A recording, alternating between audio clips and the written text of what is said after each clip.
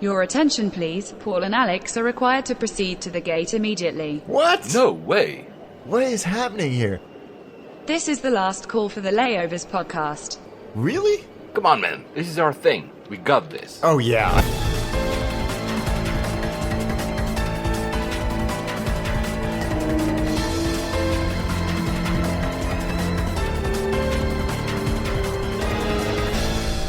And we made it. Of course, geeks. Flight 82 to Berlin-Brandenburg? No. Oh, man. You've gone into the future. Well, the science fiction future, because I don't know what's going to happen. No, we're going to Tegel, guys. We had covered, thanks to Alex, Schönfeld, which is the other airport at Berlin. I went to Berlin like a week ago. Time flies because we haven't talked to each other like in 3 weeks now because it was the last recording, and it seems that we've been all over the place. I mean, I've been to Europe, as I told you guys. Alex has been in many continents. Where have you been since? I've been to the US and I've been to Asia. It was Vegas and Hong Kong and Ishigaki in southern Japan. And you've experienced a typhoon or not? Yeah, we were very fortunate not to have been directly affected by it, but it was lingering in the South China Sea, waiting for us menacingly, and we felt its remnants in Ishigaki. and so we promised you guys that we would record something because we're traveling all the time before our next travels, and Alex is literally leaving right after the end of this recording, and I'm leaving tomorrow. I really hope I can actually find the time to edit this one. Yeah, that's the hard part.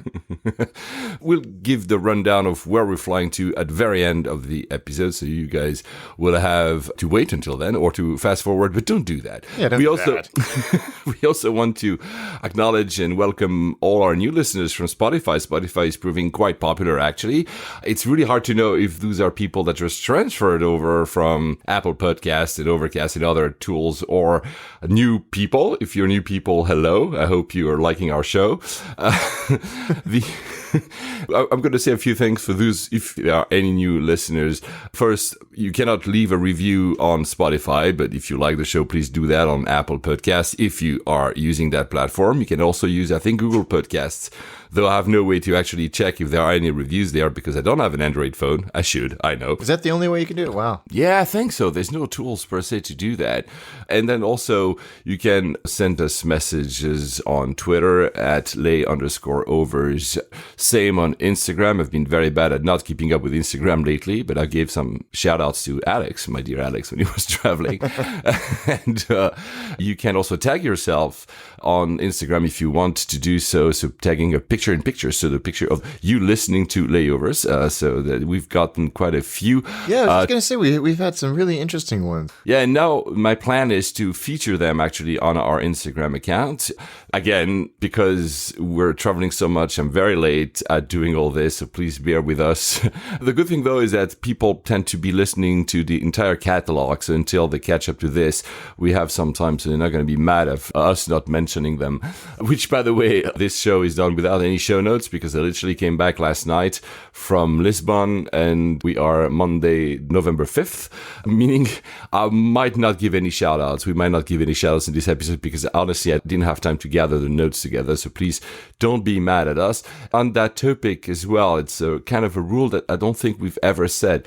We start to receive messages from people giving us not only tips, but also inside ball type of information. Please state if we can share it, and please also state, and that's for all the type of information you want to give us, if you're okay that we give your name on the show, because by default we will give the name because we like to acknowledge people that talk to us. But if you'd like to remain anonymous, just tell us. We don't want you to run into trouble because you were not. We don't want to be responsible for you losing your job. Exactly. So please tell us.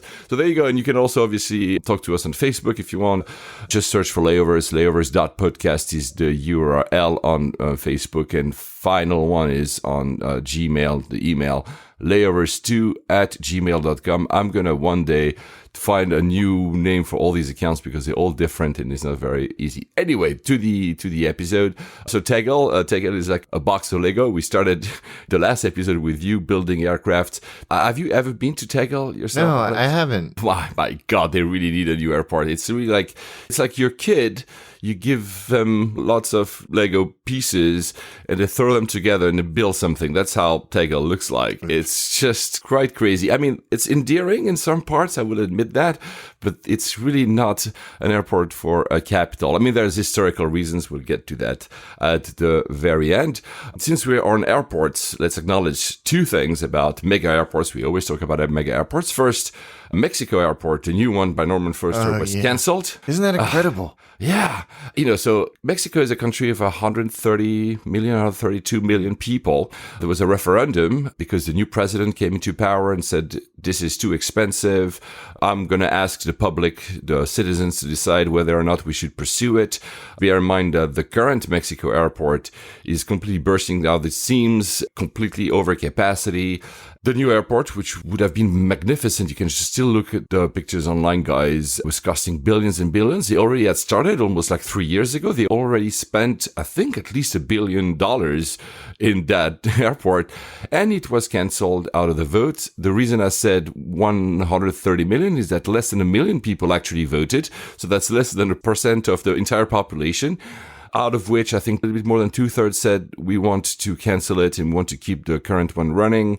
There was no threshold to hit. So even though like almost nobody voted, well, the airport is canceled. It's so self-defeating, isn't it? And I think they'll say they don't want it until they're going through the existing Mexico City airport and see, as you say, how crowded it is, how outdated it is, how piecemeal it is.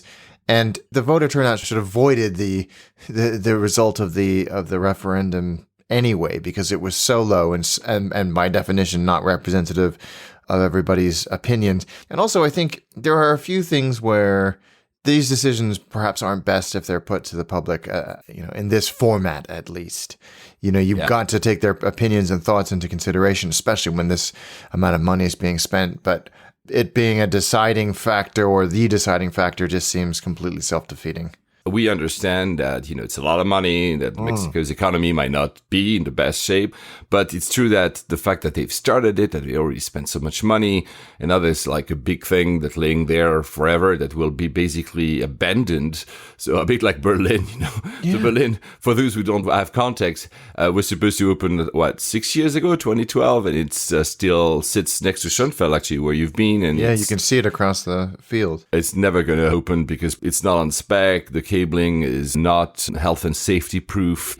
The infrastructure that had been put in the past is starting to crumble down. So like everything electronic obviously has never been used. So this is exactly what's going to happen with Mexico, even if they were to restart at some point, because they realize that the current airport is not fit for purpose. Well, they will have to basically start over. And that's a bit of a, Has anybody lost their jobs over this? I don't know. Probably the ex-president, obviously. But I'm not sure. Anyway, we're not Mexicans. We do not live there. We don't have the economical context. But as a outside-in point of view, it's a bit sad, especially because the airport was looking really, really, really good. Yeah. Really fantastic. If you're in Mexico, I'd love to hear your opinions on this. Agreed. And the other one that just opened on time, although there's a caveat there, is Istanbul. So we were wrong because the actual name of the airport will be simply called Istanbul Airport. There's no fancy names attached to it, nor Erdogan Airport as we had equipped. And it opened on time the 31st of October. The caveat is that it opened, but it's really like a very, very soft opening, as in there are no flights. There's no been that big transfer that was supposed to happen from Istanbul, for Turkish Airlines that was supposed to transfer its entire operations in less than 40 hours between the two airports. This is going to happen in December, I think, by the end of December. Are they going to do that over the Christmas period? I'm not sure.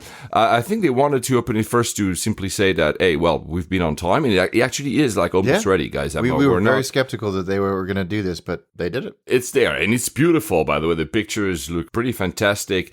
It's not fully ready. There will only be like, I think, 5 or 6 flights. Turkish Airline will introduce 5 or 6 new flights. So there are not replacement flights from Istanbul Ataturk, the current one. There are going to be new flights that will probably allow them to test infrastructure as well. They will be pretty local ones, if I'm not mistaken. They will go to some parts of Turkey and maybe 1 or 2 destinations nearby. So people will be able to try it, but no way otherwise if you fly internationally to try it until December, if that date holds. I think the date, the 31st of October, was the 95th year, maybe the creation of the country or something. There was some symbolic date attached to it. I think this is why they also wanted to keep that date. But the inside looks really amazing. They had this opening, of course, with the president, Erdogan, and a lot of officials, lots of media. The media reported, though, that, they were shuffled in the grand, I think, departures hall. But then they were not allowed to take pictures of anything else, and they were shuffled back, which kind of tells you that parts of the operations are really not ready yet. Yeah, that's telling, isn't it? The one thing I will say that I don't like and they should have invested in is, if you look at the pictures, the signage of the airport is made of some font of Calibri. If you're using Windows, you're very much aware of that font. I think they just didn't want to pay, some designer to create a special font and or like license an expensive font that works better for signage. It's not the greatest, but you know what? Again, we admire them because they did it less than 10 years, brand new airport. We don't even have a third runway at Heathrow. They have this fantastic airport. Apparently, the rumor is that the lounge of Istanbul, again, I do that mistake twice, of Turkish Airlines will be fantastic. I mean, they have to, because the current one is pretty cool. Yeah, it is. It's a very impressive, flagship for that. And I think I admire and appreciate when airlines put in a lot of time and energy into their flagship experience, not just the lounge, but the entire airport experience, because you're really showcasing yourself as an entire traveling experience. And you have, which is unusual, your own canvas, if you will, to play with at your home airport. So I appreciate it when airlines go large on that. Of course, Cathay is a great example. Yeah. Okay. Well, since you were at Cathay, great lead to another story. They also had a hack. They did, didn't they? Big one. Very big one. So they lost, 9 million? I don't remember. They were hacked. It's not exactly the same type of hack as British Airways that we mentioned, and that one has expanded, actually, but let's go there in a minute. They've also, I think, announced millions of accounts have been compromised. So if you had your information stored there, which could be your credit card and your maybe address or some personal information about your preference might have been actually stolen. I don't store anything there, so I haven't been contacted by Cathay. Have you? No, I haven't, for the same reason. I have an Asia Miles account, but that wasn't compromised, even though Asia Miles numbers, I believe, associated with Cathay reservations were compromised. So I haven't been contacted. I don't think I've been affected, but a lot of people were. And the South China Morning Post, which is the quote unquote national newspaper of Hong Kong, was pretty damning when they announced this. But to Cathay's credit, they were very forthcoming. They wrote a press release, which they announced pretty much straight away. You know what's funny? The link to the tweet that you sent me was by Ben Bland, who is an FT journalist, and maybe, so you sent that at 4:55, 3 or 4 hours prior to you sending me that tweet, we had just finished interviewing him for our attaché episode. Oh, no way. Yeah. Oh, that's awesome. Yeah, weird world. But yes, so he's a very interesting guy. So it's 9.4 million, and I think what's the most damning about this is it include passport and ID card numbers. It didn't include credit card numbers like it did with BA. I stand corrected. 403 expired credit card numbers, and that's it. But still, we shouldn't dismiss the magnitude of this hack, no matter how well Cathay handled it or how benign we feel the information may have been. This is still a serious deal, and I think that Cathay stock dropped pretty substantially after this happened. I mean, we live in an era where this is just bound to happen, and it's a race between, whichever company trying to secure their information online, and hackers wanted to get in because there's obviously some financial gain in doing so. So, well, at least they handled it correctly. We don't have any insight into where they're not secure enough in the first place. Well, we'll learn more. At least it seems that there are no financial damage to the customers. No. Unlike BA, which you still haven't heard for your own, account being hacked. And they announced in the 2 weeks since we recorded last that the number of people affected has actually increased at least by, I think, 150,000, maybe 200,000 people. That means that these people were affected, but were not warned in the first instance, which, of course, if you actually are looking at your credit card transactions, you will realize that maybe something odd is happening, but maybe some people, rarely use credit cards. I know a lot that use, their credit cards twice a year just to buy big things like a trip. Yeah. And that's the thing. They say that you may have been actually hacked. They're not entirely sure. I had a friend of mine, Steve Evans, that was like, okay, guys, so you sent me this email saying that I may have been hacked, but I have multiple credit cards stored on BA, which I use for many transactions, probably, private and business, for instance. You're not even telling me which one might have been, so I don't exactly know what I should be doing. I mean, I get in the first place, maybe BA cannot fully understand and is still investigating what's happening. But on the customer point of view, like, guys, tell me a bit more about what's going on. It's pretty bad. Yeah, it is bad because you want to be able to take those defensive measures on the card that will have been affected. And if they won't tell you which one, then you don't know. To that end, I when I logged into my American Express account recently, I got the same notification that I did when I was during the first hack, which was, we're monitoring it. You don't need to do anything. You don't need to contact us, and you don't need to cancel your card. If we see anything, we'll let you know. So the American Express have been really good about this, but that doesn't mean that everybody else will be. And you're starting to see tweets go by of people having, and on Flyer Talk as well, of having their accounts compromised and bookings made using their Avios or their credit card associated with their account. So this is a really big thing. And I think BA's response has been laughable, frankly. They're not handling that. They're being the fact that they haven't invested properly in IT, and now they're just maybe the best they can do, because they maybe simply are unable to actually being very sure of who's been targeted and what's been targeted, because they didn't have the proper infrastructure in the first place. You'll tell us, Alex, when you receive more news about that. If you have you gotten at least your credit score monitoring thing, whatever, yes. Or not? Yeah, I think we've mentioned this in previous episodes. The quote unquote compensation, and I'm not a big person for going after compensation situations like this, was a year, I think, of credit monitoring, which I already had. Hold on, because that's what I'm curious about. Will they set it up for you, or are they basically just saying that you can show us the invoice of a year and we'll reimburse that? You get a promo code. You get a promo code to use for a year. So basically, in your situation, because you already have it, it's useless. Oh, man, come on. You should send them like the invoice for a year or something or whatever. Yeah, I just feel let down a little bit, because it's, again, we've talked about this. It's not a small thing. It's taken a lot of time for a lot of people. So I was thinking about this morning before we recorded, that the response to the IT outage, which disrupted travel for substantially less people, not to diminish that frustration, you were included in that, the response to that was orders of magnitude better or greater than what's happened here. And I don't understand this response at all. It does. Well, since we're in the UK, we'll go to BA in a second. I just wanted to mention, since we talked about airports just before, have you heard that Gatwick is looking into actually opening its second runway, which is now used as a taxiway, as a second runway for part of the days? I don't know if they want to do load balancing.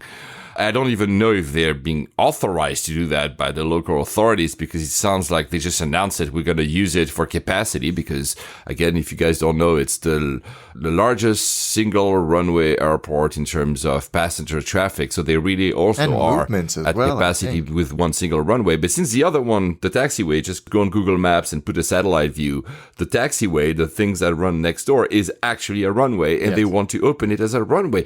Do you think that's going to happen? Do you think that people will just say, oh, fine, yeah, of course you have your runway, but I'm not sure, and then where we're going to taxi? Are they just going to do like one each, or I'm not sure? There's a taxiway that runs alongside that runway as well. Yeah. which they can use.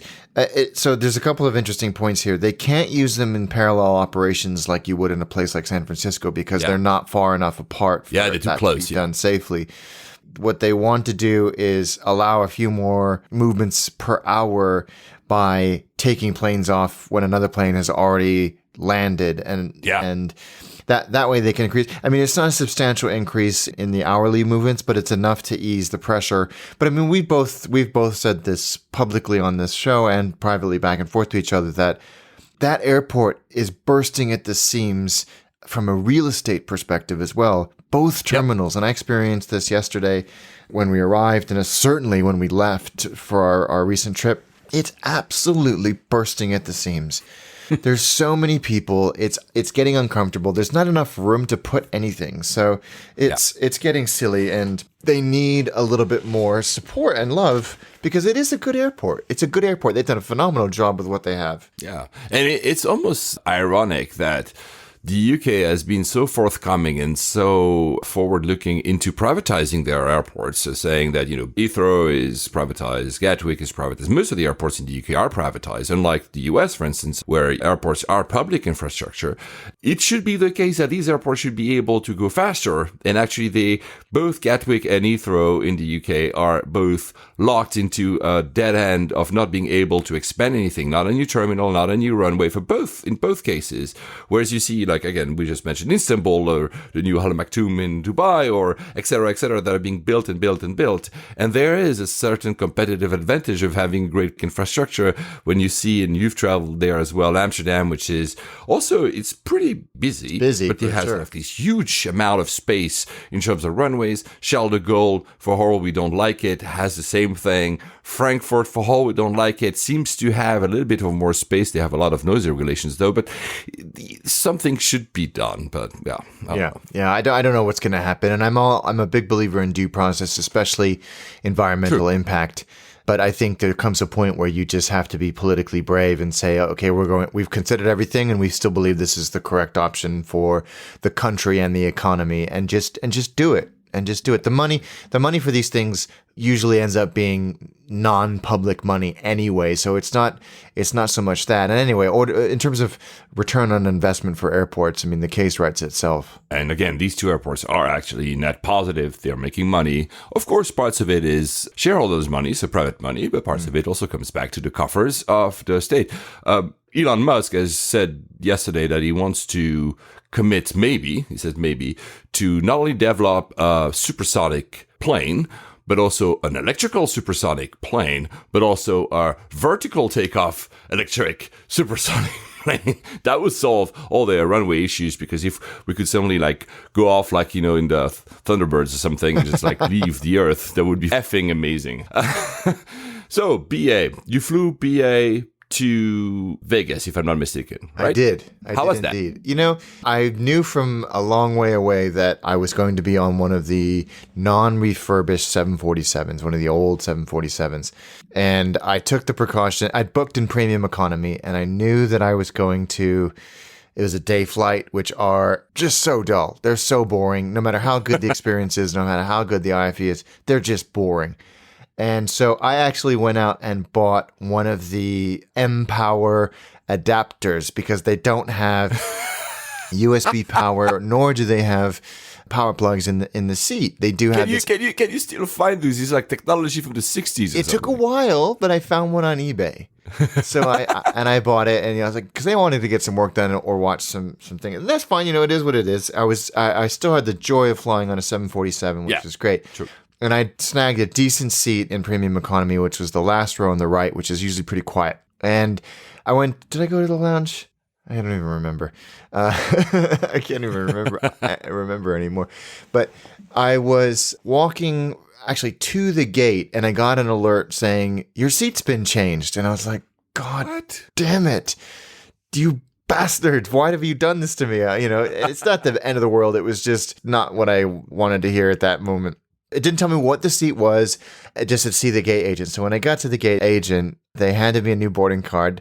It's in business class. Oh, nice. So I had got a rare operational upgrade on BA. Never had that on BA. I'm so jealous. I've had it a few times, maybe 5 times in. Well, you fly BA more, which also I do probably fly means BA, that- and it's only ever happened when I've been in premium economy because it's a much smaller cabin, and it was a very busy flight. and probably the algorithm kicks in that Alex is flying a lot, long haul, BA. If they have to choose someone, could be you. Yeah, and I, being a gold card holder, having a reasonably high on the list, certainly not the highest, but I was assigned an aisle seat in the business cabin, and we've talked about the BA business class product. I don't rail it anymore because they're refreshing it. I have a funny feeling that the new BA business class is going to be really, really good. So I'm excited about that. I'm not going to waste any breath on the old seat. The one thing I will say is that you forget how exposed you are in those aisle seats because there's nothing next to you. I sorry to interrupt your story. I flew to Madrid on Friday, and obviously I chose the 777. Yes. And since it was for a client, not Madrid, but Lisbon, I mean, complicated story. But anyway, I was in business class, and I hadn't been in those, reverse type of situation seats for a while.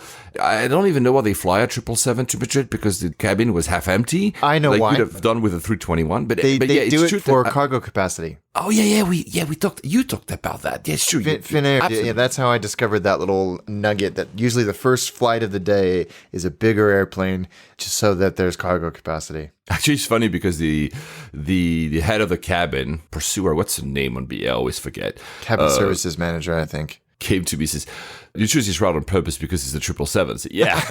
Like, do you have that on file about me or something? That's hilarious. But anyway, you look at these seats and you're like, those were super modern and super futuristic 10 years ago. But now, it's pretty exposed indeed. It is exposed, and I think it's time to be retired, and I'm glad they're investing in the money. And I just remembered, I was like, I don't remember going to either of the BA lounges. Well, that's because I was in Terminal 3, so of course I went to the Cathay Lounge and had a great experience there, like I always do, and ate the wonderful dan dan mien noodles like I always do, which is why I can't remember it. So, yeah, I mean, the flight was long and boring, as it always is on those daytime flights to North America. But luckily I had my laptop, so that was fine. Vegas was interesting because we couldn't taxi in when we landed because the mechanism or that taxi you in at the airport side, so those lights that guide you in and tell the airplane when to slow down and when to stop, were broken. So it took us forever to actually do the last 15 feet onto the runway, and you could hear the captain's exasperation towards the end of it. Because eventually we had to be towed in. He said, we've just come 5,300 miles, and the technology required for all of this to happen is blah blah blah, and we can't make the last 15 feet, and it's got nothing, and there's nothing we can do about it. But it was kind of amusing. So that was fine. And then I did American from Vegas to Chicago. There's a reason, which I'll tell you, will become apparent in a second. And I finally got an experience on American where I can see where people are like, I don't understand your love for American, Alex. It wasn't bad at all, but it was nearly 4 hours, which shows you, I mean, one often forgets how big America is as a country. Yeah. When the captain came on and said, our flight time from Vegas to Chicago is going to be 3 hours and 47 minutes, I was like, surely he means 2 hours and 47 minutes, because we're already pretty far east in Vegas. Well, compared to LA or San Francisco. And sure enough, it was nearly 4 hours. I was like, it's long, yeah. It's a long flight. And I was in the first row. It's fine. The service is always really friendly, and you get Wi-Fi and power and IFE and all of that. It was in a sort of 17-year-old plane, so it was a little bit worse for wear, but there was nothing to write home about it. So I finally had a mediocre experience on American Airlines. But mediocre. It wasn't bad at all. But the interesting experience for me was getting to Chicago and having to transfer from one of the many terminals to Terminal 5, I think it is, where BA fly out of. Mm-hmm. And the train is out of service Monday to Friday. So they've got this SkyTrain thing that runs between the terminals. That was out of service. But they do have, and I'm sure many of you O'Hare frequent travelers will know this, but this was news to me. There is a bus, airside bus, that goes from one of the gates right next to one of the sort of far away gates in the, I think, Terminal 3. O'Hare frequent flyers, let me know if that's wrong, to Terminal 5. And you sort of have to line up. This person looks at your passport and your boarding pass, gives you this laminated paper ticket. You queue up, go down to these stairs, get on this bus, and you go all over the airport, across runways, all airside, in and out of the wheels of 747s and 777s to Terminal 5, up these stairs where your laminated ticket is taken from you, I'm assuming, so they make sure that the same amount of people get off as got on at the beginning. You don't have anybody airside that shouldn't be. It was really cool. I can imagine that if you're on a tight connection, it would be really stressful, but I had a lot of time and it was kind of fun. And you're sort of belched out into Terminal 5 among the gates and you go and find your place.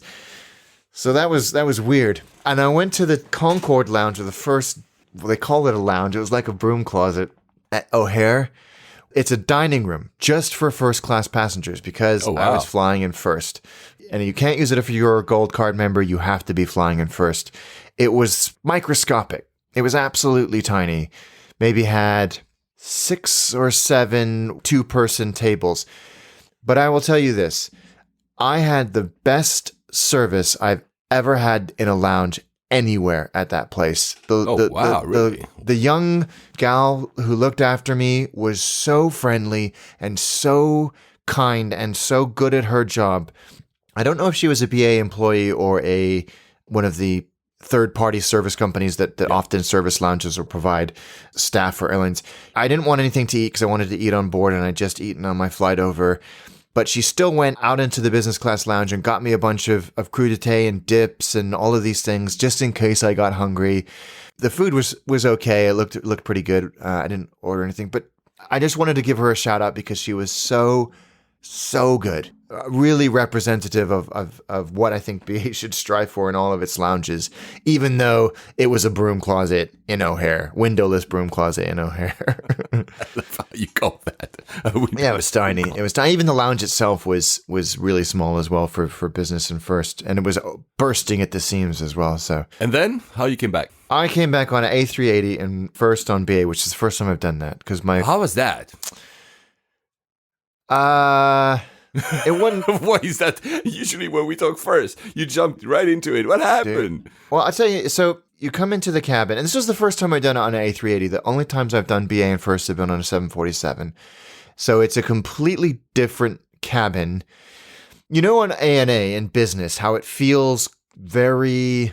Is it clinical? Is that the word I'm looking for? It's not the wood of an Emirates or the gold laminate of an Emirates. It's not the refined design and sort of leather of a Swiss. It's very metallic and I'm struggling to find the right words here, but it's not beautiful. It's very comfortable. It's very functional. It's very utilitarian. And you get on board and they've got all the lights bright, which I think is a massive mistake on an A380. I agree. Yeah. Huge, like really bright lights. And you step on board and it had a sort of like morgue feeling to it. And I was like, I was really taken aback because when you get on the 747, My God. yeah, no, I'm not kidding. I mean, when you get on the 747 in first, there's mood lighting. They've got that blue tint behind the windows. It looks really nice, and of course, it's got the beautiful curve at the nose of the 747. Yeah. This did not have that, and I was really taken aback at first. It was striking how sort of bright and garish it was. So I sat in this suite, which they call it, and it was fine. It's fine. It's got lots of storage. It's got a nice lamp. Big fold-out screen, much like in the existing business seat and in the existing first seat. It was fine. It was comfortable as a physical product. Nice big table. The IFE was the standard Panasonic stuff, which BA have really upped their game on lately. I don't know if you've noticed or anybody listening have noticed. The content is much richer, much deeper. Lots of classic films, but what really let down the experience was the service. It was appalling. It's you know what? There's a trend there. Every time we talk about BA long haul, we're disappointed, and every time we talk about BA short haul, we're super happy. Yeah. BA short haul is so good. Yeah. And we've mentioned this, and we've mentioned it with surprise that I think we should no longer be surprised. We should almost be surprised if it's not good. But I've been racking my brain because I know I was going to talk about this on this episode. I've been racking my brain on how to say this and describe it without sounding like a snob. People who you know that you're a snob anyway. Yeah, I'm an elitist dick. But here's what frustrated me about the service. It was way too familiar, way too casual, it wasn't deferential at all. It wasn't, and I don't like fawning, pandering, ass-kissing service. I don't like that at all. I like, as I've sort of alluded to in these past episodes, I like friendliness, I like familiarity and assertiveness, I like anticipation. There was none of that here. It was way too jokey, but not in a funny way.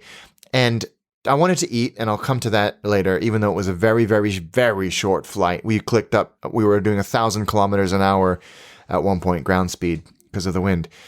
And I started to make my bed, and the person looking after me said, no. She actually told me to bugger off so she can do it. And she was trying to be funny. I wasn't in the mood. So I went into the galley, and I was the seat closest to the galley. While I was standing in the galley, just sort of looking around, because I think galleys are fascinating places, through the galley curtain comes the wrapper of my duvet, like flying through the curtain and onto the floor of the galley. Wow. And I looked and laughed the first time. And the cabin services manager kind of looked at me and nervously laughed. And then another one, and then another one, and then another Really? one, like flying past my face. And the cabin service manager kind of laughed nervously and said, "Well, gosh, you can't get the help these days." And I was like, this is kind of ridiculous, because the first time it was funny, the third or fourth time just showed me that you're just doing this. And it was like that the whole time. It wasn't a premium experience. It was so bad. It was so bad. And again, I had this on my last 747 first class flight over to Miami, and it comes down to the whole mixed fleet, worldwide fleet thing. I feel. So that was disappointing. But I will end on this note because it's absolutely worth saying. When I ordered dinner, it was the best food I've ever had on an airplane ever. Wow. Better than Cathay First, better than Emirates First, better than Singapore Airlines. It was exemplary. I had a tom yum soup that was like anything I'd eat in Southeast Asia. I had the best lamb chops I've had in land or sky. The food was outstanding. I think, and I may have gotten my facts wrong here, but I think they're using Doe & Co. now for Yeah, they have. Yeah, because I've had, I just flew BA, and even on their short roll, it's Doe & Co., and it was actually very, very good, even on a 2.5 hours flight within Europe. I am not exaggerating. It was the best food I've ever had on a plane. I couldn't believe it. I was dumbstruck. It was just so damn good. And it made me think, gosh, BA, if this is the bar you're setting, if this is the sort of incremental improvement that you're striving towards, and you've been putting those hundreds of millions of pounds towards for your premium cabin, you're on the right track, because it was game-changing. So that was good. And then the flight was fine. Flight was short. I used the BA Arrivals Lounge, and I'd never actually been able to use the Concorde bit in, was it T? Yeah, it was T5. In T5, the Arrivals Lounge, which is post-immigration and customs and all of that. It was fine, although I think I did tell you that I ordered these smoked salmon and scrambled eggs, and they literally just take a fancy bowl and go to the buffet in the business class lounge and get it for you and bring it to you in a fancy bowl, which made me laugh. But it was fine. The service was great. So a very mixed experience on BA in first, but damn, was that food good. Man, now I need to try that, and I have no actually idea how, but I will have to try that. Wow, I'm very, very impressed by that. Yeah. I mean, I was surprised as well. So I did the 777 from Heathrow to Madrid on Friday, and I was actually curious. I was like, so will the crew be one of these long-haul crew that is not great? Or because it's a short-haul flight, will the crew be a short-haul type of crew? I don't know which, because of course I didn't ask them. I remember the pursuer was called Emily. She was awesome. And I didn't ask her like, hey, so which kind of crew are you? What is your union or something? Yeah. But it was the best BA crew I've ever had. It's Full funny, point. isn't it? It was amazing. They were like 5. Of course, probably because the cabin wasn't full, they had more time. But then again, I don't think that BA would have put like 25 people knowing that the load wouldn't have been there. But it was really, really every single person. I interacted with 4 out of the few people I saw there. They were all fantastic. So again, short haul BA every single time, and I think we repeat ourselves and we bore audiences, especially those who never fly BA or do not live in the UK, that every time we do that, it's a great experience. It is. Always. It is. It really is. And I don't think that that's just in the pointy end. I think in the back as well, in economy, that I've experienced that as well. And I think because we talk about it so much, I think it reinforces how critical service tone and delivery is for an airline. Absolutely. That's all that matters at the end of the day. Yeah. You can have like a pretty average, I'm not going to say crappy, but pretty average hard product. So your seat might be not the newest one, but if you have people that engage with you, and especially like, for me, the tone is about reading the room and reading you, Alex, or reading me. There are some people that will not want any type of familiarity, and it's fine. And there's some other people, me, I'm okay with some because, you know, I'm never been very uptight or whatever. So the people that can read that, the crew that can read it are usually the best. And BA on short haul, every single time they nail it. Yeah. They understand what type of customer I am. They don't have an iPad in front of them that tells them that. Maybe they have a file on us. I don't know if out of privacy concerns that actually exist, but they simply are very good at reading you and saying, okay, this guy or this lady wants to be talked in that way, and let's play with it, right? Yeah. On the way back, I went from Lisbon to Heathrow last night. That was not a 777, guys. It was a 320. Same. The crew was very, very, very good. And the plane was late by 40 minutes. Then there was runway capacity issues at Lisbon, so we had to wait a further 30 minutes in the plane at the gate. There was no drinks or whatever, just, water. It's fine. But they were very engaging. The pilot was also super cool, explaining us what's happening. It was a fantastic experience. And again, it was a 320 in Europe, guys. 320 in Europe, you've been in 320s. They're all the same. There's nothing special about them. But because the service was good, that made up for everything else. Yeah, it really does. And I don't know if there's a trend or if it's even fair to do that based on which type of crew they are or what union deal they have. I've definitely seen patterns, but I don't know enough about the structure of their organizations to say whether this is definitively the root.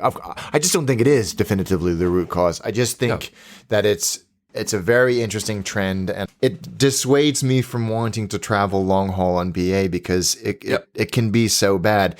But actually, we don't have Wi-Fi, we don't have seatback on any short haul carrier in Europe. So I wait to see what the next year brings for BA in terms of service, both physical and soft product. Well, there you go. A 350 is coming in line next year. Not going to be a first class on the 350. That gives some credence to the rumor that they are trying to play like first in business, which is a tagline of Qatar for their Q suite. They're trying to do a very good business class.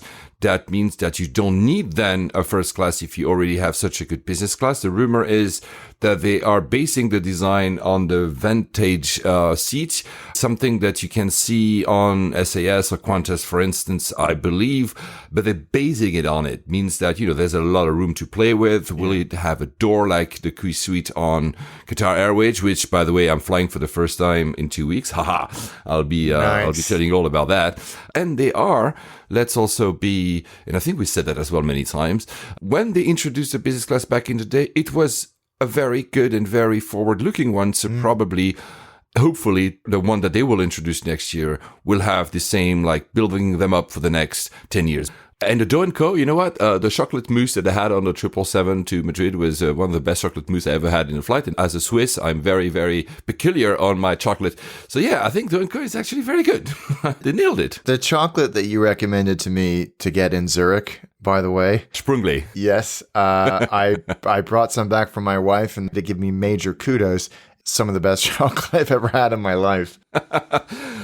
Since you talked about the wind, you mentioned the wind that you were going fast. I read something quite interesting that the longest flight ever, Singapore to New York and back, is actually flying much faster than expected because instead of going the direction you'd expect it to go, they are, and that's kind of course, understandable, they are following the winds. And so they're really going above the Antarctic to have the best winds, and they're actually beating the time by 2 hours or something. Yeah, it's incredible, isn't it? But they say that probably due, because, the seasons, in 2-3 months, they will have to revert to a different route to actually follow the winds. I love that kind of stuff. It's pretty cool. I do. I was thinking about that too, how interesting it is, all that flight planning stuff. So since you were in the US, you said your AA experience was not the best. And we have a lot of comments from US travelers, actually, because our show is quite popular in the US. Of course, it's in English. Duh. And we have the Delta fans. The Delta fans are very, very vocal because, again, and we said it, Delta had been gone out of the whole mess of the US airlines earlier than the others. So they learned their lesson earlier. So they are doing quite a lot of things right, apparently, according to a lot of our listeners, especially business travelers. I'm not saying they're traveling always in business class, but like corporate travelers that travel quite a lot. But we have United fans actually now also coming back at us. Let's admit something. We like to, or at least I like to, criticize United. The reason we do that is, of course, we believe that United has an issue. There wouldn't be that many stories of problems with United. But also, when you have the largest airline in the world, the kid who sits in the first row in the classroom is going to be picked on, and we're going to pick on United. We will not go for like this random small airline based in Asia. We will talk about United. So it's the you should know better model. Yeah, exactly. So let's mention two people that have actually reached out to us to talk about United. Daniel Yim on Facebook. I noticed that you guys really don't like United Airlines. However, I just wanted to share that I am actually a fan of United, and they are still one of my favorite airlines from the US. You may think I am crazy for saying that, but what I really appreciate about United is that they frequently use wide-body aircrafts for domestic flights, unlike many other US airlines who operate mostly 320s and 737s. And they've always done that. I remember they used to use 747s to go from like San Francisco to Denver. And my brother Will says that they still often do. Actually, of course, we know that because we talked about it a couple of episodes ago where he was literally on the first 777. So that's a great point. That's a great point. Another one, Nicole Harrison on Facebook as well. She loves our podcast. It's awesome. Thank you so much. And she wants to make a comment about United. As we all know, you guys have a lot of bad things to say about United, and rightfully so. However, and that's capitalized, I believe there is one thing that United does that no other US carrier does, and this is also the only reason why I love United and continue to fly them. My busy schedule only allows me to go on short trips within the US, which is why I rarely get the chance to fly 777s or Dreamliners. I understand that feeling. It's we say, and we keep repeating in our podcast that we like to fly, Alex and I, we like to fly different stuff, not always 320. So yeah, I get it. She also adds, and I think we acknowledge that United genuinely cares about their airplanes, that they make efforts to celebrate inaugural flights, and of course the farewell ones we mentioned many times, the 747. Or the way they celebrated when they retired it. Yeah, Nicole, Daniel, would you agree? Again, it's easy to poke fun at United because of their PR disasters. There's been many, again, in the past 3 weeks. I'm not going to go there, I promise.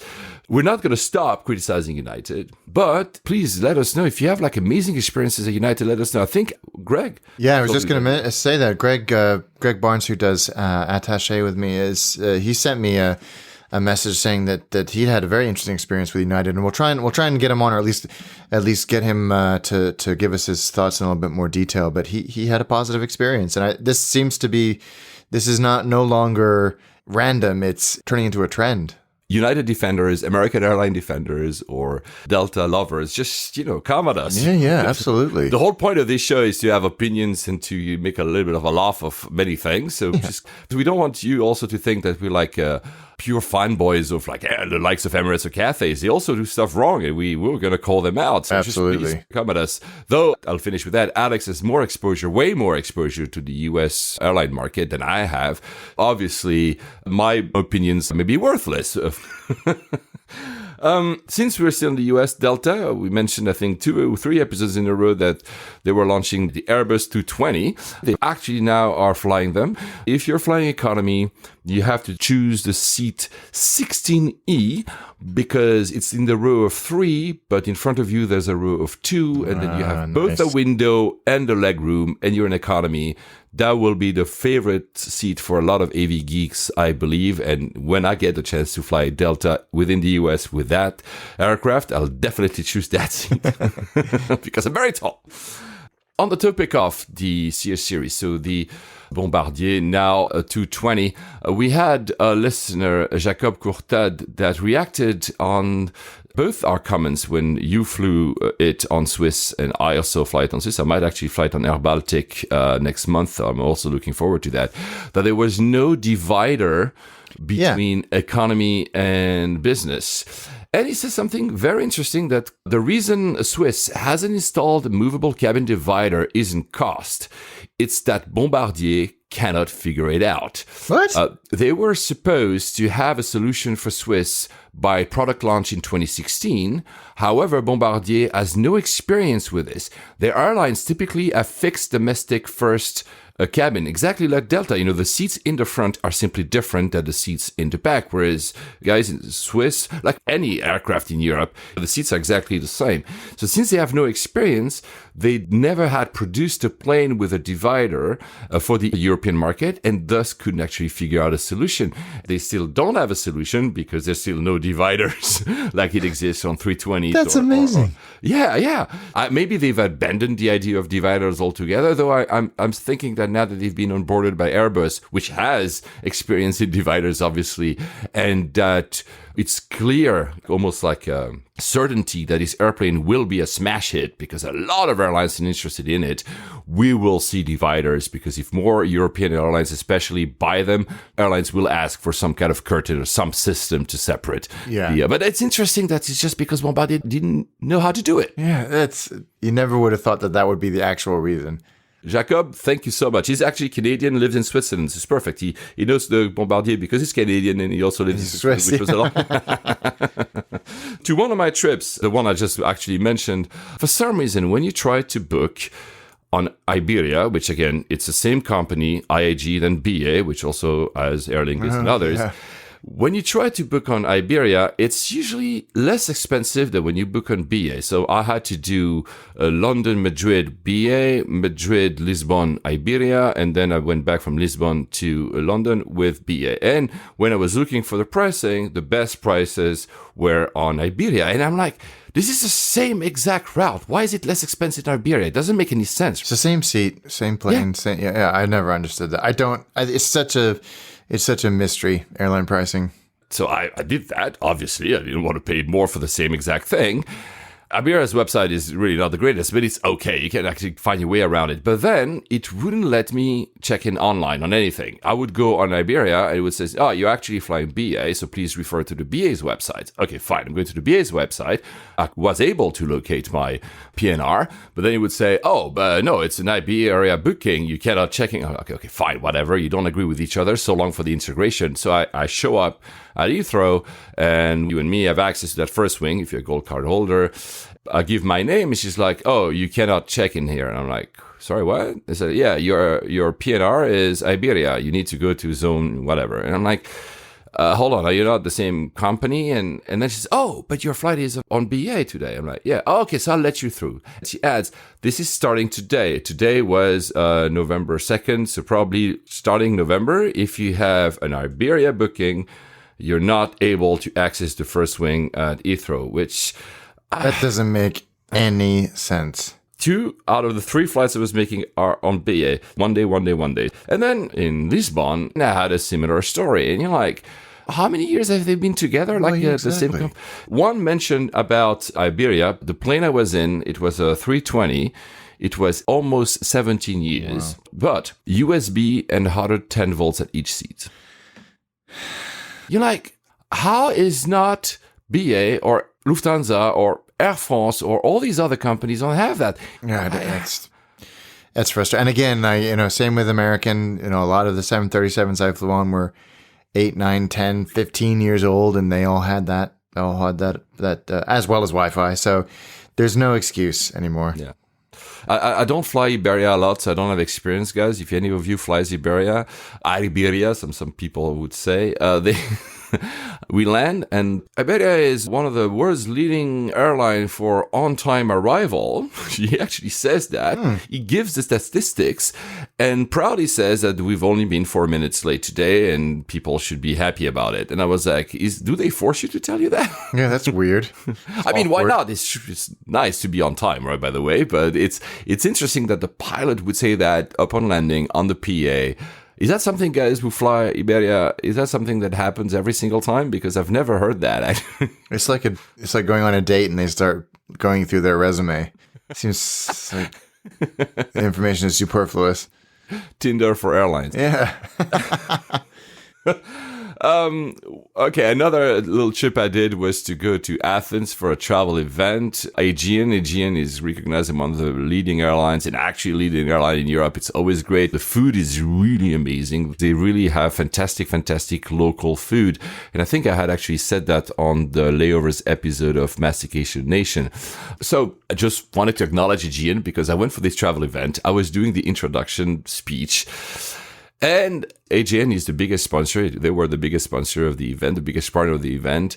I would like to do the introduction as if I'm doing a P announcement on a flight. And we kind of play with that idea. Can I just ladies and gentlemen, as if I was a pilot and say something. And I was like, maybe they will run with it. And they said, okay, well, you can do something like that. And I said, can I have maybe some people dressed as flight attendants next to me, maybe 2 flight attendants next to me to play with their hands and make, the gesture when I was showing the actual, let's say, the emergency exits of the room, that they will, do their usual signage that they would do in the cabin. And they said yes. And I was totally expecting that they had given me the possibility of having 2 temps, 2 people that you hire through an agency that would basically imitate what flight attendants would do. No, they actually sent me 8 real flight attendants with me on stage. So cool. 8. I can't get over that. 8. And we did my entire first bit of my speech was with them signing. It was absolutely fantastic that they would play the game, that they will not only accept that I would do something like that, but that they would actually give me real flight attendants. I guess they would have to be paid to do that because that's, work hours or something. And they were with me on stage playing along. And so kudos to Aegean for having played along. Really, guys, you're awesome for having done that. I had a great time. I have some pictures. I'll actually post some on our Instagram. I was going to say, is there anywhere where we can all see this? And the video will come out at some point, I hope, because it's really, even for me, it's a very, very fun memory. I had this idea in my mind, should I even dress up as a pilot? But you know what? I think, I'm not going to say that for sure, but I think I've understood that if I had been dressed as a pilot, it might have been a problem with the union of pilots that would have not been very happy of me imitating them. So fair. I didn't go that far. Fair. I mean, I didn't go that far. I didn't want to create any trouble. They were already so cool to play along with it. And also, hello to the 8 ladies. I hope I'm going to see you in a flight soon because you were really awesome. We rehearsed for 3 hours, and then the day of the conference, it was amazing. Anyway. Wow. Do you drink gin tonics at 8 a.m., Alex? I try to avoid it. Have you seen that they are willing to ban all-day drinking at UK airports? Yes, I have. And I was fascinated to see the reaction on Twitter to this. What I thought was, because I've talked about this in the past where we do have a problem with that in this country. I think it's really weird that, you go to an airport at 6:30 in the morning and people have got the pints lined up. That's strange to me. And I thought, well, yeah, this makes sense because we've had quite a few incidents in the last couple of years with inebriated people causing problems on planes. But apparently this is a civil liberty too far to be taken away from the beautiful British public. So it's kicked up a lot of opinion. I don't think if they're going to go through with it, but it could be actually. I'm also very, as being not British but living here, I'm sometimes also baffled. There was an American woman, I think that was like a week ago, that was so plastered in a flight from Heathrow to, I think, Dulles, that after a narrow flight, they had to divert back to Heathrow to remove her from the flight. So bad. And she was American, so it's not only British that actually drink a lot. Anyway, BrewDog. Have you invested in BrewDog, Alex? No, I haven't, but I do like what they produce. If you were, and I'm really sad that neither of us is an investor, because they will charter a BrewDog plane. So you will have a BrewDog Boeing 767 in February with passengers, investors obviously, because it's not open to the public, taking part in beer tasting at altitude with a special in-flight menu that is paired with the beer you'll be able to try. And now I'm regretting I never invested. Yeah, because me that too. would be so amazing. Such a cool idea. It is a cool idea. I mean, I know that we've talked about jokingly trying to do a layovers flight, but these guys have gone and done it. They also have a lot more money than we do in terms of as a business, but doesn't mean we can't steal the idea. Do you think they will actually alter their beers to be potent in flight? Well, I mean, we've experienced it with Betsy. I think it absolutely can and does change the way that beer tastes, and every other food and beverage, the way it tastes. But do you think they will actually try to make I don't think so. I don't think so. I'd be impressed if they did, but I don't think that they will. So, Betsy, you just flew Cathay. I did. How was that? It was fantastic, as it so often is. My entire family flew from London to Hong Kong, out of Gatwick again, which is for us is such a joy because it's so much closer to our house than Heathrow is. And it's a 350. It leaves at a very sensible time of day, about 12:45 in the afternoon. It was great. And I think before we even got on the plane, it kind of exemplified the Cathay experience. We were hanging around the gate area, and someone from the ground crew approached us and took the buggy, and they do what they need to do with it. And they're like, why don't you just go on board? It'll be much easier. And we weren't quite ready. And so we're sort of picking up bags, and this lady says, no. And she grabs like 3 or 4 of our bags. That's nice. Because I'm holding my then 9-month-old daughter, trying to wrangle my boys. And she carries the bags to our seat, all the way onto the airplane, shows us and introduces us to the cabin crew, carries our bags to the seat and says, thank you. Holds my daughter while my wife gets set up her special seatbelt on, where you've got you have your own seatbelt, and then there's one that loops in to go around the baby as well. We get settled. My wife is across the aisle in the bulkhead, and my sons and I are just across the aisle in the 3 next to the window at the bulkhead. And the crew are sort of, okay, what do you need from us right now? Is there anything do you need hot water? Do you need anything? And my wife said, no, we've got everything. They come back with this massive pack for my wife, well, for the baby, but really for my wife, with nappies and wipes and tons of baby food and change of clothes for the baby. Not Cathay branded, just this will be useful for you because you have a baby. And we were in economy. There wasn't anything special. They didn't know, I don't think at that point, that I was even a gold card holder on another airline. But it was all this useful sort of nappy cream and basically anything that you could need if you were traveling with a kid. And that just sort of set the tone and reminded you this is standard for a lot of airlines, or Exactly. or the few good airlines in the world. This is the normal thing.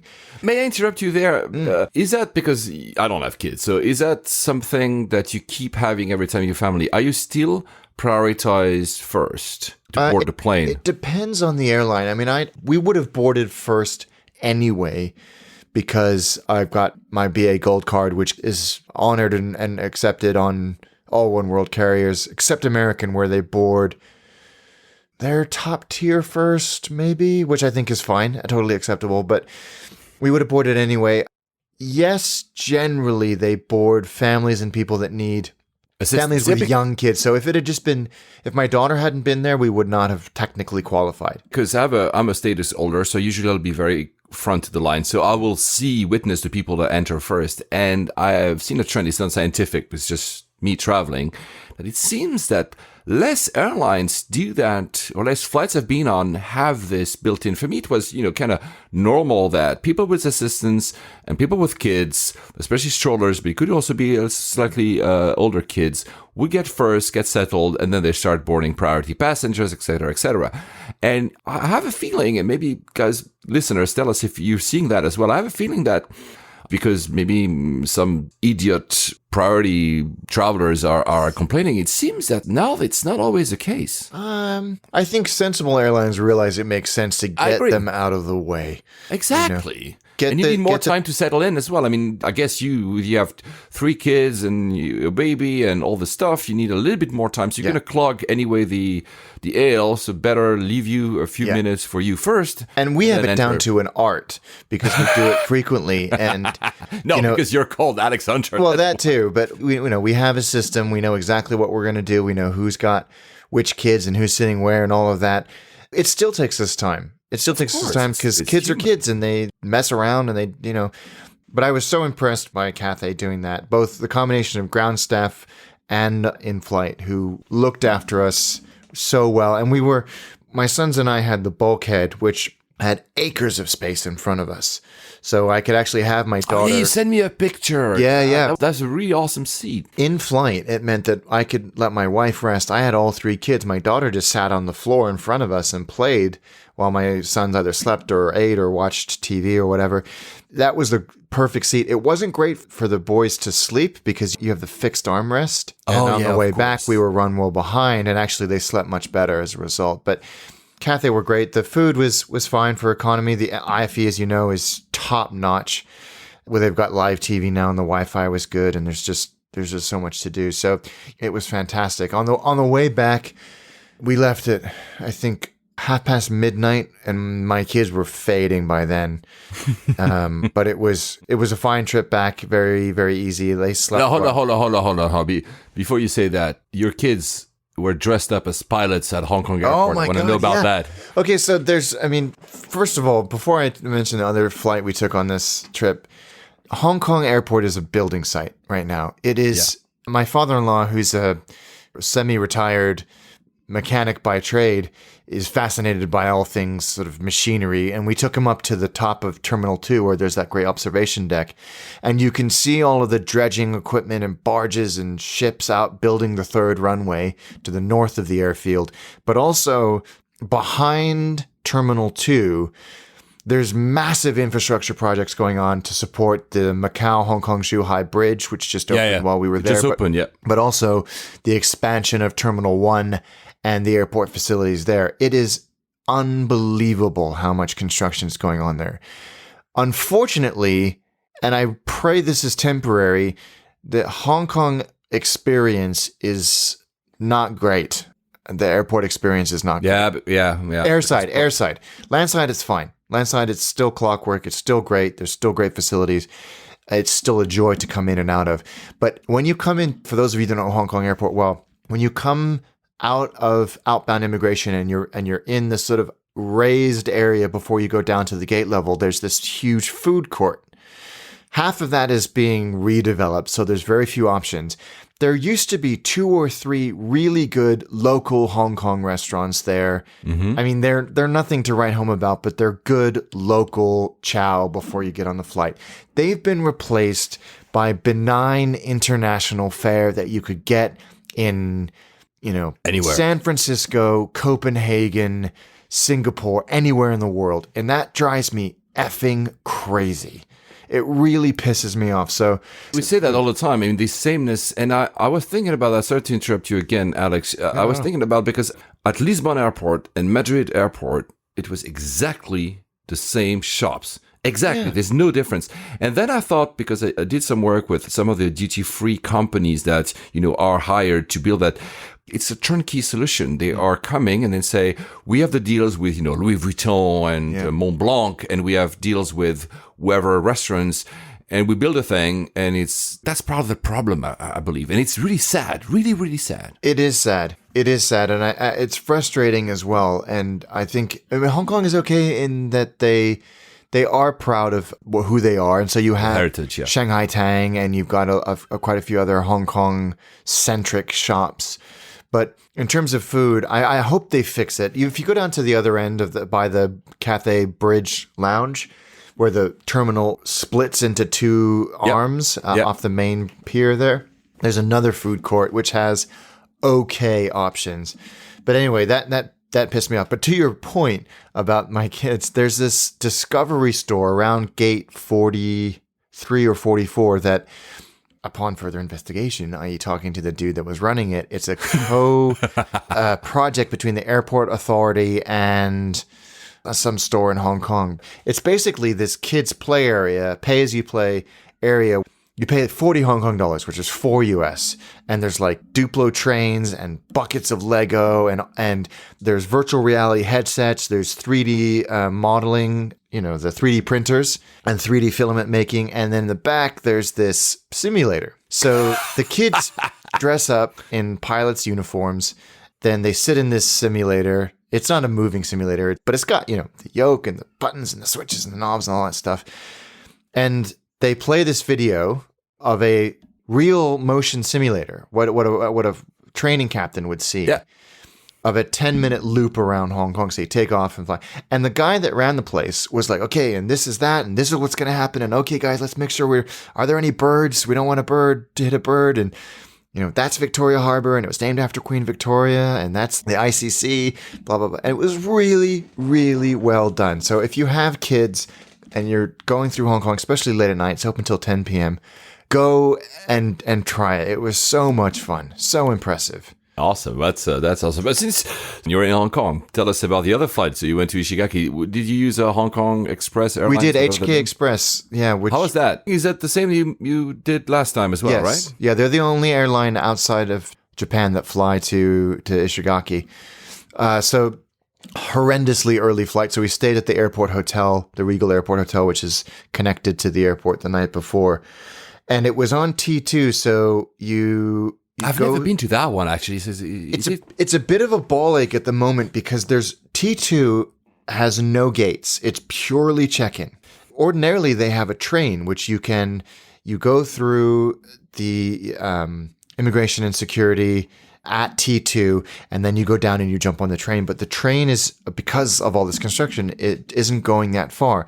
So you check in at T2, and then you walk back to T1 to go through immigration and security. We'd already done in-town check-in because it's Hong Kong and you can, and it's awesome. So in Hong Kong Station in Central, we did it the day before. So I was a bit pissed off to find out that we'd walked all the way to T2, which isn't short when you've got, in-laws and kids. And yeah. And then I go back to T1 to go through immigration and security and then take a bus out to the Midfield Terminal, which is much, much better than it used to be. Much better amenities and all of that. So that was fine. And then a bus out to the plane and the quick 1.5 hour flight to Ishigaki. And of course, Ishigaki is a beautiful and tiny little airport with a functional domestic terminal because they have, they take 787s from Tokyo on ANA. Yeah, exactly. And I think Osaka as well. But many, many, many, many other of these wonderful Japanese airlines and subsidiary airlines like Ryukyu Commuter Express. Yes. And a Japan Transoceanic Air, which is my favorite. Japan has so many airports. It's just insane. Yeah, it's like so dotted by airports, and thus creation of all these very small airlines. Yeah, and the international terminal is a shed, which is adorable and so much fun. We flew back on a 320 Neo. Hold on, you sent me a picture of the leaflet, and I don't know which one it was, where it says 320 EDTO, which I cheaply called engine with diminished torque option or something. Was it on the way there or the way back? It was on the way there. It was so I've never surprising. seen that. This was on the safety card. It had the safety card, and it said A320.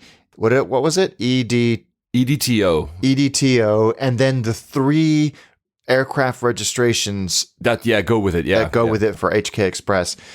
And it's basically this new type of ETOPS. That's what we learned because I Googled it. It's some kind of like extended diversion thing. That's ED, and I forgot the TO. Operation or something like that, because HK Express fly as far away as Guam and Saipan. So you do want to have that, the ability to fly that distance, because those are a long way away. HK Express are fine. They're a very good airline. They are a low-cost carrier. And they had a 320 Neo then? They had a 320 Neo on the way back, yeah. And nice. Which is... Any difference or very similar? I was excited about it. None of the people traveling me could give a shit. But it's much quieter, as we've said. It's got a nice engine sound to it. Yeah. The one thing I'll say about Hong Kong Express, the food that you pay for is really freaking good. Yeah, but that's it. Come on. That's near Japan. You fly with... Starflyer, we fly with some of these low-cost options around in the region, and you get food first, and even if you have to buy it, it's really amazing. Yeah, it's really good. I had this like apple and pear tart, which I was like, this is gonna be gross. This is gonna be like an apple pie from McDonald's. It was really, really good. My wife had I'm going to defend the apple part from McDonald's. You know what, dude? I'm a fan as well. But there you go. Thank you. That level of quality, but it was really good. And my wife had dim sum, and she said it was perfectly acceptable. And I was impressed.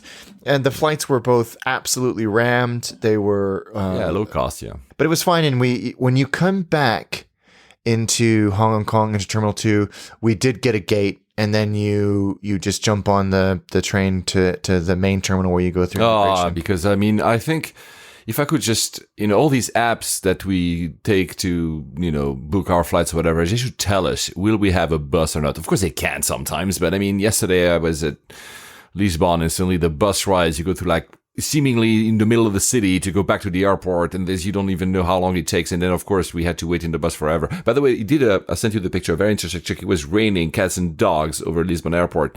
So the guy did like this very intricate type of parking to actually have the front door of the bus like next to the stairs, but like so close to the stairs. I appreciate he that. barely opened the door.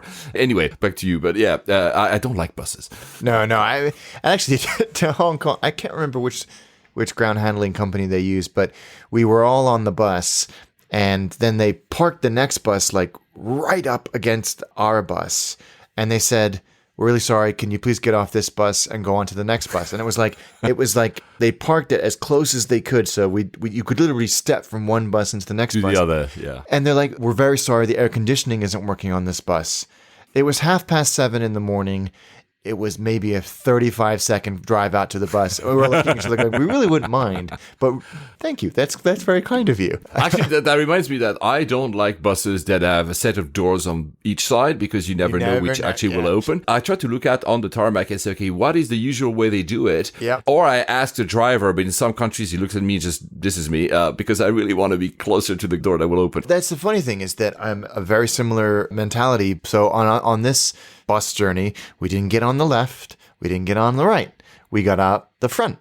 So it has these doors at the front that open up, and you walk off onto the flight. It was very interesting. And the only other interesting thing, and I don't know if this is routing, but I feel like it's political.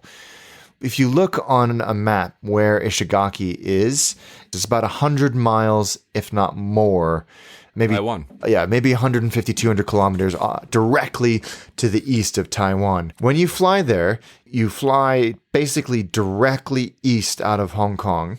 And then as soon as you hit the southernmost tip of Taiwan, you turn left, and then you start heading northeast towards Ishigaki. We do that on the way there. We do that on the way back. Now, if you drew a line, you'd think that flying over the middle of Taiwan, like over like Taichung, it would be faster. I don't know if there's some political reason that Hong Kong is part of China and etc. Yeah. Yeah. That's kind of what I'm thinking. But yeah, it was very interesting to me. HK Express, we should explore a little bit more, and Hong Kong Airlines have an interesting birth story in that. Remind me to talk about it in the next episode. Well, we're almost at the end of the show. I'm going to lead it into, since you talk about low cost, one quick mention, Cobalt, that low cost airline from Cyprus, is dead. Norwegian, the CEO went on the record to say that the low fares can't go on. Is he talking about the fact that they are about to get bankrupt, or simply that maybe really it's going? We've seen Monarch, we've seen in the UK that just disappeared, man. Yeah, there you go. Never mind. Well, I mean, we've seen there's a lot of low cost that seem to Primera Air that seem to be going out of business. So maybe he has a point. But EasyJet, no matter what, EasyJet is actually reigniting their desire for Alitalia. So maybe we'll see actually EasyJet Italy or something at some point. Anyway, to my last bit of news before we go to the airport, and the bit is how I went there. I used Eurowings, also another low cost. That was a pretty interesting thing. So Eurowings is part of Lufthansa. It used to be called Germanwings, and it is the airline that you will fly from basically any airport in Germany if it's not Munich or Frankfurt. And by the way, that's very strange because, hey, Alex, I'm going to Berlin, so I'm going to fly Lufthansa because, I'm a senator card holder at Lufthansa. There's no flight from London to Berlin, which is the capital of Germany with Lufthansa. You have to stop at Frankfurt or Munich, which makes absolutely no sense. That is completely insane. I mean, it tells you because Berlin, because of its history, is a capital by name, but not by economic weight. So I get it, why they do it. Plus the airports are dire as well. But I mean, so that's why I said, I'm going to try Eurowings. It's a pure low cost. They fly a lot of 320s. Obviously, they all still have, I think, maybe German listeners can tell us otherwise, they all still have the Germanwings livery. Inside, there's still some stuff branded Germanwings. The leaflets are branded Eurowings. The safety also branded Eurowings, but some of the walls are branded Germanwings. And though the Germanwings brand has kind of been winded down for more than almost 2 years, I think now, and the IATA code, I think it was Germanwings was 4U or something, has also been winding down, but you still see a lot of German. Anyway, it's the same company. I think they wanted to call it Eurowings to lessen the German impact so that it will become like a massive low-cost airline within Europe. For a low-cost, it's pretty good. I was, because it was a client paying for, I was in the front. And that was really kind of very weird because I went on Lufthansa buying Eurowings and I said, okay, I want business class. They call it biz class. I'm like, fine. And then when I was checking in, I was checking in economy and, and I didn't care about checking in economy. I said, but I pay business class. Why are you screwing me there, right? So anyway, I got the first row, so I was happy. But then when I entered the flight, I understood it. That's very, very weird. The first 3 rows are called economy best, which is not, it's fine. You're in the front. And then they say on the PA, those of you in the front who have a biz class fare get the food for free. So you could be seated in the front with economy best, which is like a mid-tier, if you want, fare. But then you would have to pay like you do at BA. You'll have to pay your own food within the in-flight menu. I got the food for free. I could choose whatever I wanted. The sandwiches were very good, by the way. So it's just interesting that it's a bit messy, and there's no real integration with Lufthansa. As in, when I was in the lounge at Heathrow and in Berlin, I had to show my senator card because they were not sure. Even though it said on top they are senator, they still wanted to double check. So it seems that it's not fully integrated, though I bought the ticket through Lufthansa. It's a bit. Anyway, but the experience is nothing to write home about, but it was good. The one thing that is pretty cool is that the crew, which seems understaffed, there's only 3 crew for an entire 320. I know it's a low cost, but still. The crew had like leather gloves that were in a mauve color with a little hat in a mauve color as well. They made an effort. I liked it. Is it as fun as EasyJet? It's not, but it's not a bad low cost experience. So I would actually recommend it if you like to fly low cost. Anyway, to fly to Berlin, you pretty much have to fly low cost. There's not a lot of airlines to go there. It's pretty insane. So Berlin, TXL.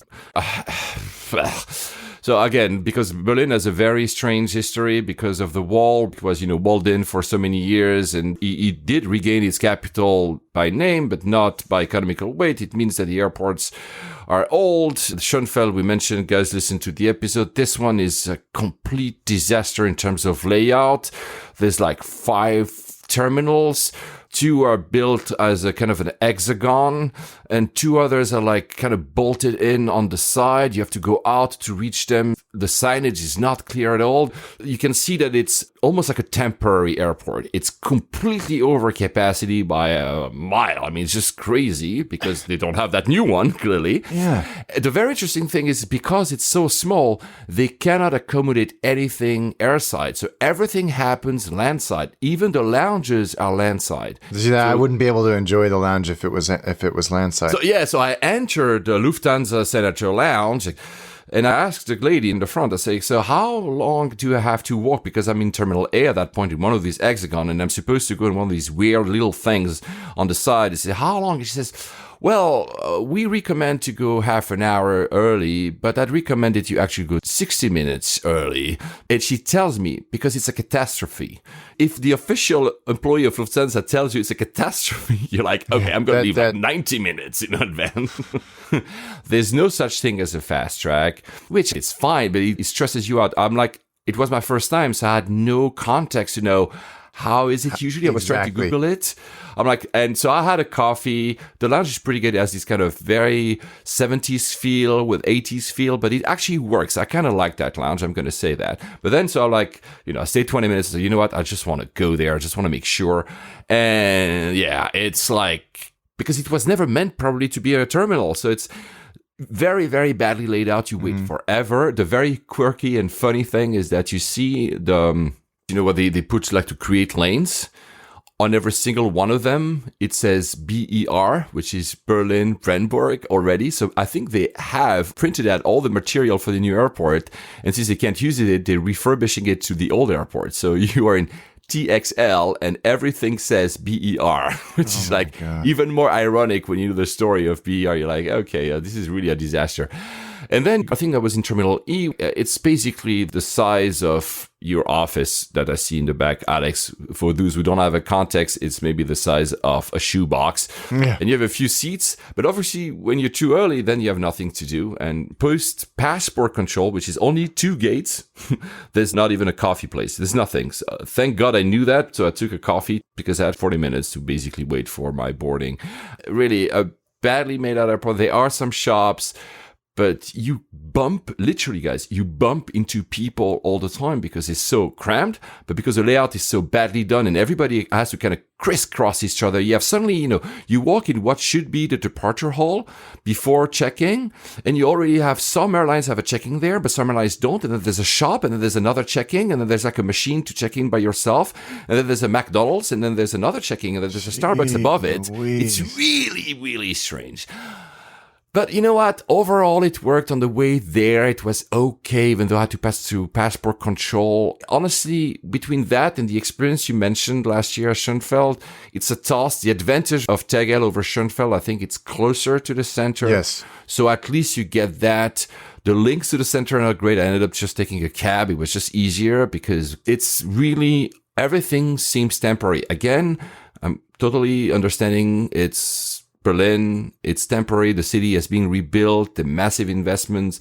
So I'm not here to just point it out, say, bad airport. But it looks like a shed that should have been gone for decades and it's still there. So I really hope for their sake that you're going to get like an airport that it's worth its name, worth for the capital, because I cannot recommend it. I mean, Berlin is such a cool city that of course go there, but do not stay at the airport. Try to make as little time as you can, but because you never know how long it takes to actually go through security, you actually have to go early. Well, I know we've said this a million times, but it's so not German.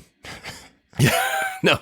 But you know what? Berlin is not very German. I know maybe some German people will challenge me, but it's, yeah. Anyway, again, it seemed that I only said negative stuff. It has some charm of the 70s. It has some quirks that I was smiling at. You have like old aircraft photos and you have some models. So for an AV geek, you can see the planes very up close. There's not like much of big planes, but there are some cool quirks. I'm not going to diss it completely, but as a personal experience, as a passenger experience, forget it. It really needs to be raised down and the new Berlin to be actually open as soon as they can. Yeah. But I'll go back to Berlin anyway. So I know we have to close the show because Alex has to run to the airport in about 30 seconds. Where are you flying to? Tokyo. Oh, yes! And it's sad. I cannot join you on this one. I was supposed to, and then I had gigs and engagements that I cannot go out of. So you'll stay, I think, 10 days in Japan, something like that? Yes, we're only in Tokyo very briefly, and we'll be in Shizuoka and in Sapporo, which I'm looking forward to because we take a domestic flight from Shizuoka to Sapporo and then back. Which airline? ANA? ANA, and then Sapporo to Tokyo, which is one of the busiest routes on Earth and I've done operated it by many a 777, which may be the C-3PO one.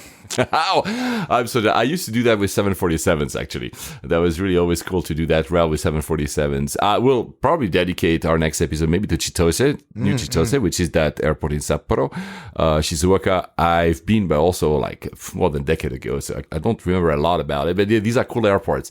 And then what's next after Japan? I have a really weird itinerary that's in the works at the moment, which is I have to go to, I don't have to, I get to go Astana. to Astana, but so I'm going London to Dubai on Emirates. Yeah. And incredibly, this is the easiest way to do it. London to Dubai on Emirates, and then Dubai, Almaty, Astana on Air Astana. Awesome. But I'm hoping I'm in economy in on Emirates, and I set up the alert. They don't have the auto upgrade thing, which is making me nervous, but we'll see. And then I'm going back Astana, London direct on Air Astana, but I might actually have to go to Abu Dhabi. So it's all in flux at the moment.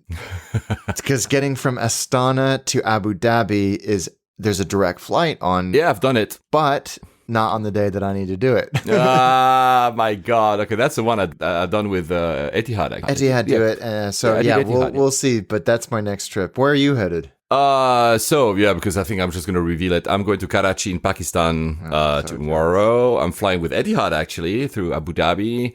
I'm so much looking forward to go. My first time in Pakistan, so obviously my first time in Karachi, not my first time with Etihad. I'll have a mix of, I think 380s, 320s, because something like that. I don't exactly remember. I'll tell you guys. I think the 380 was the same studio that I did on the Dreamliner to Australia in August. Then, and sadly, I can't come to meet you. There was a plan to meet you in Japan. I'd set up some meetings and I pushed everything to December. I'll go that in a minute. So instead, I need to be first in London. Then I'll go have something in Doha. And after Doha, I'm going to Penang in Malaysia.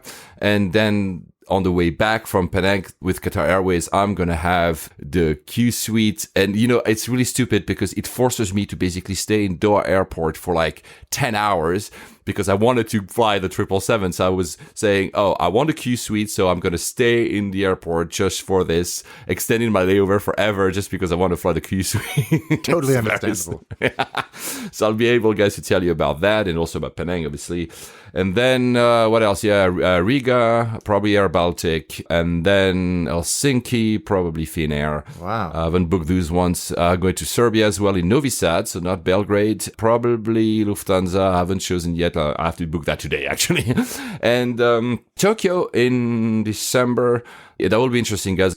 I'm going to fly Asiana. I'm going to fly Ethiopian to go to Tokyo.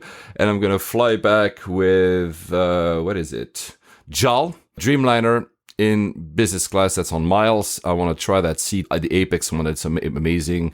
So yeah, going for 1 week in Japan in December. Sadly missing you there, but at least we'll have the flag of layovers over Tokyo 2 months consecutively, which is pretty cool. God knows where we're going to record next. Probably when you come back from Japan, hopefully, if I'm still here and we're able to do something.